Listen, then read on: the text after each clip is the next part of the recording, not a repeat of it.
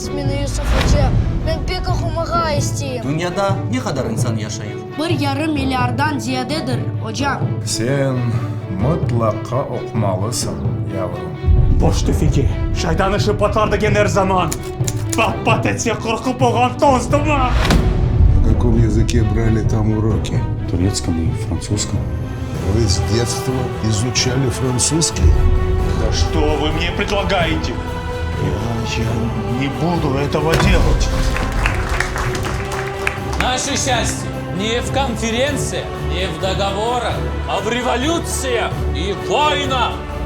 Бекир Чобанзаде является одним из организаторов и руководителем контрреволюционной, повстанческой, террористической, шпионно-диверсионной, националистических организаций. Высшая коллегия Верховного суда Союза СССР приговорила Чобанзаде Бекира Вагаповича к высшей мере уголовного наказания – расстрел. Приговор обжалованию не подлежит и должен быть приведен в исполнение немедленно.